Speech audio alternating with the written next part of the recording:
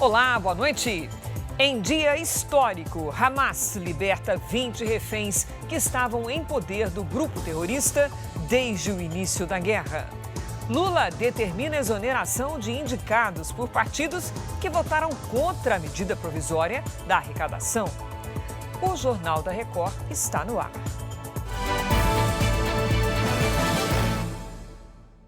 Oferecimento Bradesco e Agro. Isso que é dupla raiz. Um dia histórico para o mundo. Hoje, o Hamas libertou 20 reféns que estavam em poder do grupo terrorista desde o início da guerra há 2 anos. O jornalista Roberto Cabrini está em Israel e acompanhou de perto mais este capítulo do conflito no Oriente Médio. São 6 horas da manhã quando o primeiro grupo de 7 reféns é libertado no norte de Gaza. A tensa entrega é coordenada pela Cruz Vermelha. Veículos do Comitê Internacional circulam pelas ruas do território palestino. Membros do Hamas acompanham os comboios pelas ruas. O segundo grupo, composto por 13 reféns, é entregue 4 horas depois, no sul da faixa de Gaza. A primeira providência é a verificação das identidades, seguida por uma checagem inicial do estado de saúde. Os reféns são então enviados à base militar israelense de Reim, próxima à fronteira com Gaza. A chegada de cada um é carregada de emoção e alívio. Reunidos, familiares acompanham ansiosos o desembarque de parentes. Uma verdadeira comoção. O reencontro se aproxima. É o fim de 738 dias de cativeiro. Os sequestrados apresentam sinais de desnutrição, fraqueza física e visíveis traumas psicológicos e um isolamento prolongado. A constatação de que não há quadros agudos e risco imediato. Chega então o aguardado momento do reencontro com as famílias. Emoção extrema. Tivemos acesso a sequências inéditas desses momentos. Aqui, Guy Gilboa encontra os pais e os irmãos. Um abraço que eles aguardavam há 2 longos anos. A mãe repete aliviada: você está em casa. Depois de viver uma tensão que durou mais de 2 anos, a população israelense extravasa. Segunda-feira, 13 de outubro de 2025. Uma data que fica para a história.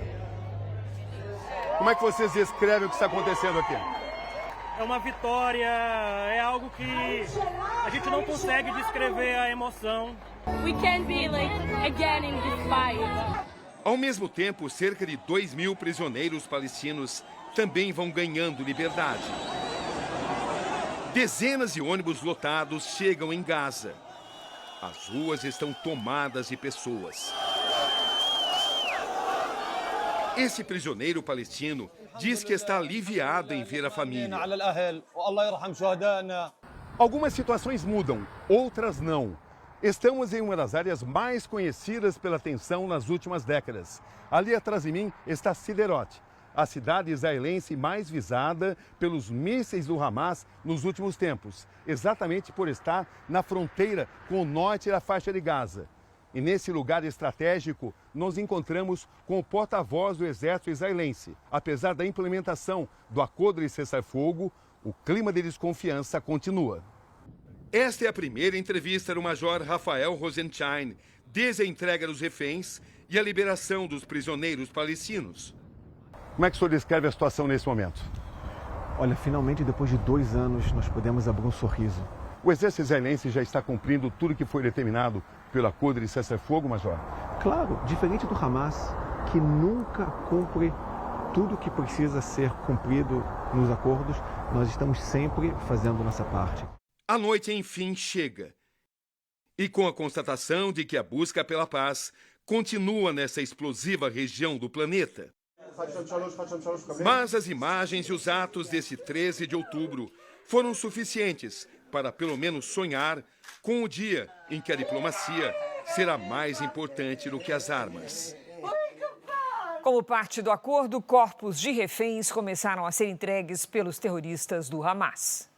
O comboio com 4 caixões deixou a faixa de Gaza e seguiu para Israel. Os corpos foram levados ao Instituto Médico Forense. Soldados, parentes e amigos prestaram homenagens. Os terroristas ainda mantêm na faixa de Gaza os corpos de outros 24 sequestrados. O exército acusou o Hamas de quebrar o acordo e não devolver todos os reféns vivos ou mortos. Os terroristas do Hamas disseram que ainda não localizaram todas as vítimas. O presidente americano Donald Trump acompanhou a libertação dos reféns israelenses e assinou o acordo de paz no Egito. Segundo Trump, não é apenas o fim de uma guerra, é o fim do terror. Um obrigado para ser visto do alto. E agradecimentos em painéis espalhados pelas cidades e em cada bandeira americana. É um milagre. Ele conseguiu algo impossível, afirma essa mulher emocionada. O espaço aéreo israelense foi fechado para a chegada do avião com o presidente dos Estados Unidos. É a primeira vez que Donald Trump vem a Israel desde que voltou à Casa Branca no início deste ano. Uma visita curta, mas repleta de simbolismos. Trump conversou com parentes de reféns antes de discursar no parlamento israelense, onde foi aplaudido por minutos. Este não é apenas o fim de uma guerra, é o fim de uma era de mortes e terror. Um novo amanhecer para o Oriente Médio, declarou o republicano. Falando ao primeiro-ministro israelense Benjamin Netanyahu, Trump disse: "Você venceu, e agora é hora de traduzir essas vitórias no campo de batalha contra os terroristas em um prêmio definitivo de paz e prosperidade na região." No meio do discurso, 2 deputados de esquerda foram retirados do plenário depois de interromper e protestar contra Trump.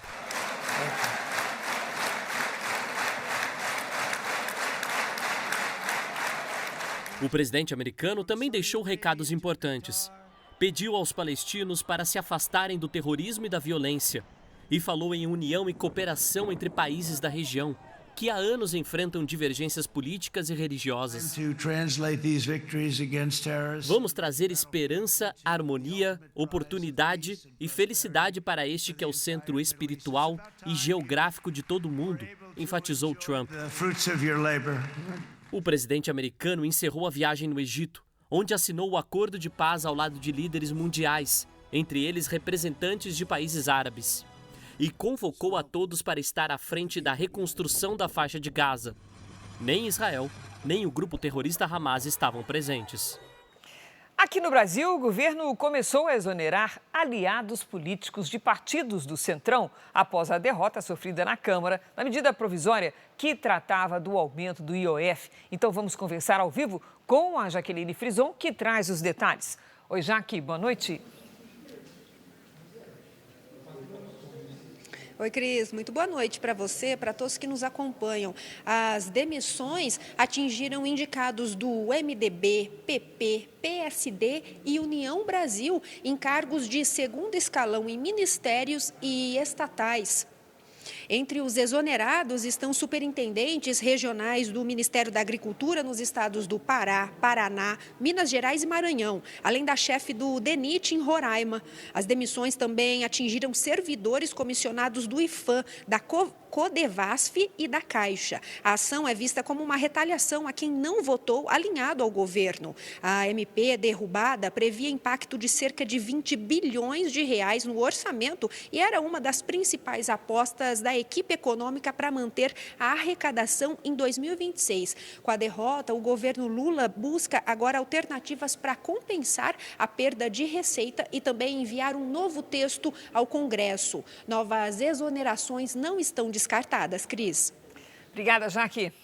Olha, sobre esse assunto, eu apurei que as demissões de afiliados, de aliados infiéis, foram uma decisão do próprio presidente Lula, que determinou a ministra Gleisi Hoffmann, responsável pelas relações do governo com o Congresso, que comunicasse o fato ao presidente da Câmara, Hugo Mota. Lula pretende redesenhar a base de apoio e enquadrar aliados que não votam com o governo para preparar as condições de governabilidade para o período pré-eleitoral. E na quarta-feira, o presidente Lula vai reunir a área econômica para definir que medidas serão tomadas para recuperar a perda de arrecadação após essa derrota na votação da MP alternativa ao IOF. A expectativa é que sejam levadas ao presidente possíveis fontes para aumentar a arrecadação em até 30 bilhões de reais para 2026. A CPI mista do INSS, que investiga descontos ilegais nas aposentadorias, teve mais uma sessão tensa, com muito bate-boca e confusão. O ex-presidente do INSS, Alessandro Stefanuto, usou um habeas corpus do Supremo Tribunal Federal para não responder às perguntas. E isso, é claro, irritou os integrantes da comissão. Alessandro Stefanuto tinha um habeas corpus concedido pelo ministro Luiz Fux. O ex-presidente do INSS, que foi afastado do cargo por uma decisão judicial, tinha direito de não responder a perguntas que pudessem incriminá-lo. Essa pergunta que o relator está fazendo, julgo que eu não devo responder. Presidente, calar a verdade de ato não incriminatório cabe o flagrante de falso testemunho. Gostaria que o senhor analisasse esse fato. A sessão foi interrompida por 5 minutos. Na volta, houve novo embate com o relator. Notícia de jornal, notícia de site. Rapaz, você, o senhor me respeite. Sendo cabeça do maior roubo de aposentados e pensionistas. Por favor, relator, por gentileza. Presidente. Por favor, relator. Vergonha, me respeite. Stefanuto é funcionário público de carreira do INSS e ocupou a presidência do Instituto por quase 2 anos. Ele é filiado ao PDT, participou da equipe de transição do governo e foi nomeado para a função pelo ex-ministro da Previdência, Carlos Lupe, que deixou o cargo depois que o escândalo foi revelado.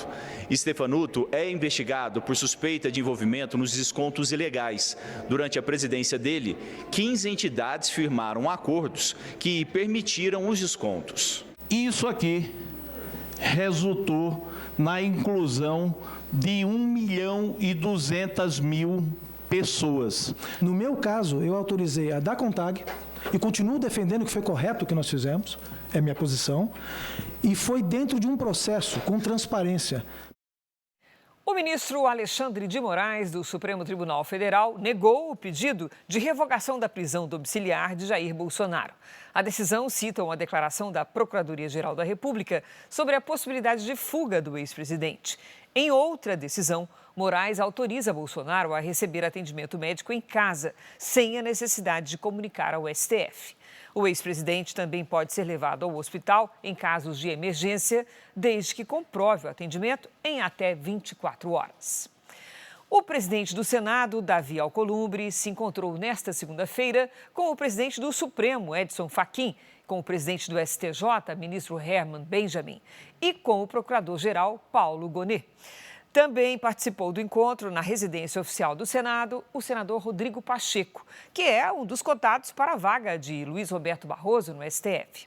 Na reunião foram abordados temas como percentuais de custas da Justiça Federal e a mudança nas regras de recursos especiais ao STJ. No ambiente político, o episódio foi interpretado como um gesto de apoio de Alcolumbre a Pacheco para a vaga no Supremo. Fórum no Rio de Janeiro debate o aumento do antissemitismo no Brasil e no mundo. O preconceito e o ódio contra os judeus foram os principais temas debatidos no 5º Fórum Latino-Americano contra o Antissemitismo, que reuniu mais de 400 pessoas no Rio de Janeiro. Uma homenagem às vítimas lembrou os 2 anos do atentado do dia 7 de outubro de 2023, em Israel. O evento acontece após o recente anúncio de cessar-fogo entre Israel e o Hamas e a libertação de reféns. De acordo com a Confederação Israelita do Brasil, o país registrou aumento de 350% nos casos de antissemitismo entre 2022 e 2024.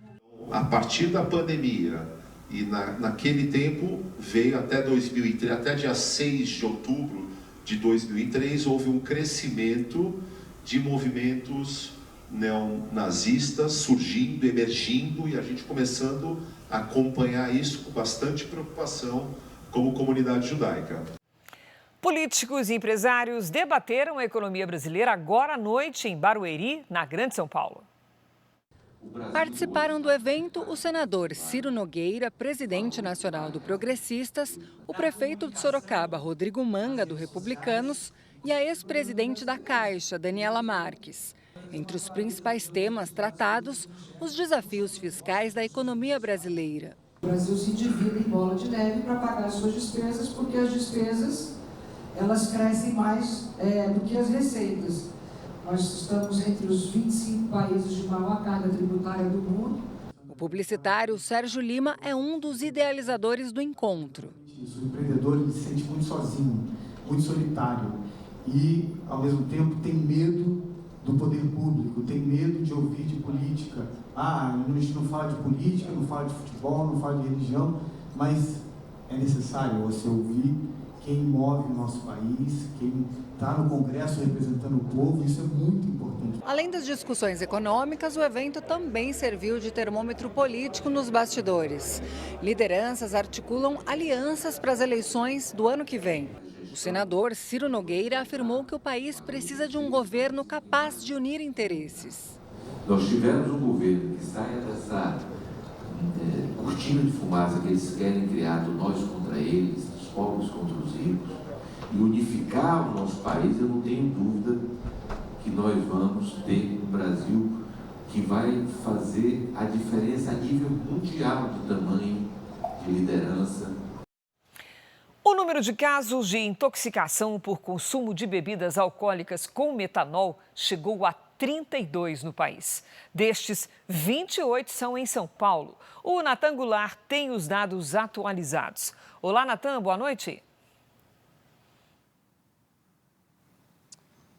Oi, Cris, boa noite para você e a todos. Pois é, ao todo, além desses 28 casos já confirmados, outros 100 ainda estão sendo investigados aqui no estado, segundo a Secretaria de Saúde. Só que, além disso, como já dissemos, 5 mortes foram confirmadas por consumo de bebida com metanol no estado de São Paulo. Segundo o governo estadual, mais de 21 mil garrafas de bebidas foram apreendidas desde o final de setembro. Além disso, 51 pessoas foram presas e 15 estabelecimentos foram interditados desde o início das investigações. Cris. Obrigada, Natan. Um forte temporal atingiu a costa leste dos Estados Unidos, provocando alagamentos e ventos intensos. Ventos de mais de 80 quilômetros por hora, chuvas intensas e enxurradas afetam regiões como Carolina do Norte, Nova Jersey e Virgínia. Segundo o Serviço Nacional de Meteorologia, o mau tempo deve continuar nesta terça-feira, com risco de enxurradas e ondas altas em várias regiões da costa leste. A Noruega informou que a Venezuela fechou a embaixada em Oslo. A decisão do país sul-americano foi tomada 3 dias depois que a opositora de Nicolás Maduro, Maria Corina Machado, recebeu o Nobel da Paz. Segundo o governo venezuelano, a medida faz parte de uma reestruturação estratégica do serviço exterior. O Ministério das Relações Exteriores da Noruega lamentou a decisão e reforçou o interesse em manter o diálogo com Caracas. O presidente de Madagascar, Andry Rajoelina, fugiu do país depois de protestos e confrontos entre militares e manifestantes. O movimento, liderado por jovens, começou por falta de água e luz, mas ganhou força com reclamações contra a corrupção e a crise econômica. Pelo menos 22 pessoas morreram nos protestos. O ex-presidente francês Nicolas Sarkozy foi condenado em Paris por financiamento ilegal de campanha e deve começar a cumprir pena na próxima semana. Nicolas Sarkozy foi condenado a 5 anos de prisão por associação criminosa no caso de suposto financiamento ilegal da própria campanha eleitoral em 2007. A pena foi fixada em 5 anos de prisão e multa equivalente a mais de R$600 mil. Sarkozy começa a cumprir pena no dia 21 de outubro. O ex-presidente vai recorrer da decisão.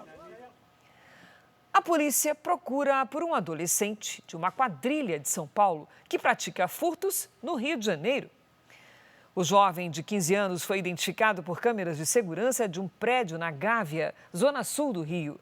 Depois de dizer que era neto de um morador, ele passou pela portaria e invadiu um dos apartamentos. O menor saiu com uma bolsa carregando joias, relógios e dinheiro, num total estimado em R$650 mil. Homens fortemente armados invadiram um aeroclube na região metropolitana de João Pessoa, mas desistiram do roubo porque não conseguiram decolar com a aeronave. Pelo menos 10 homens arrombaram o portão dos fundos e renderam o vigilante. O alvo dos criminosos era uma aeronave que pertence a uma empresa de laticínios. Rendeu esse vigilante e um copiloto que estava no alojamento lá do aeroclube. Eles foram rendidos e obrigados a levar o grupo até um hangar, pois eles queriam acessar uma aeronave específica, um bimotor. A ação foi de madrugada. Como a pista estava escura, os criminosos perderam o controle do avião na decolagem e desistiram do roubo. O aeroclube fica em uma região isolada, com pouca iluminação e fácil rota de fuga. A polícia acredita que a ação foi planejada e que o avião seria usado em outras atividades criminosas. Até agora, ninguém foi preso. Uma pessoa morreu após comer uma planta tóxica em Minas Gerais. Outras 2 estão internadas em estado grave. Elas teriam consumido essa folha achando que era couve. Então vamos conversar com o Pablo Nascimento, que tem as atualizações deste caso. Oi, Pablo, boa noite.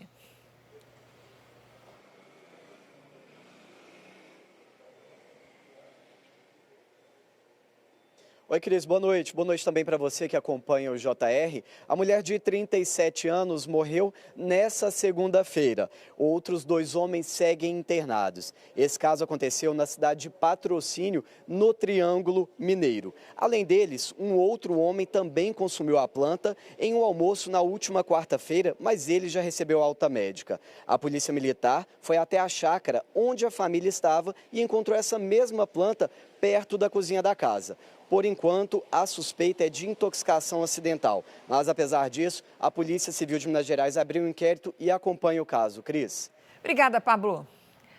3 pesquisadores receberam o Prêmio Nobel de Economia.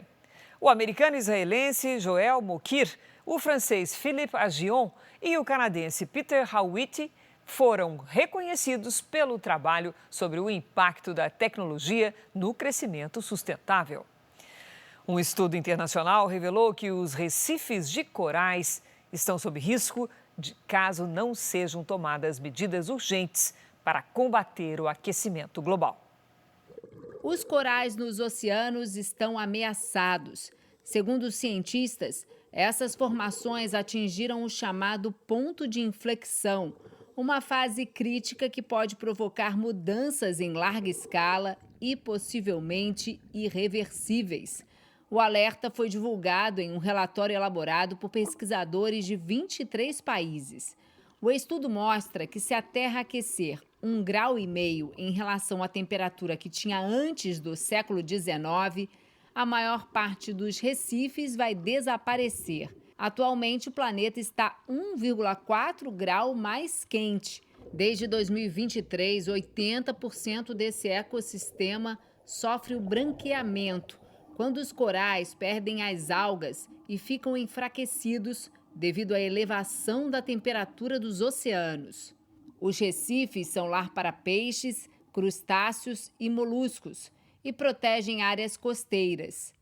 Os cientistas exigem ações imediatas dos líderes globais para reduzir as emissões dos gases do efeito estufa. Além dos recifes de corais, o relatório alerta que o aquecimento global pode levar ao derretimento das camadas de gelo da Terra e à destruição da Amazônia. O estudo também indica que a floresta amazônica está ameaçada pelo avanço do desmatamento e alterações do clima. Este foi o Jornal da Record. Ouça essa e outras edições dos boletins JR 24 horas, também nas plataformas de áudio. Você fica agora com o programa Entre Linhas. Boa noite, boa terça-feira para você.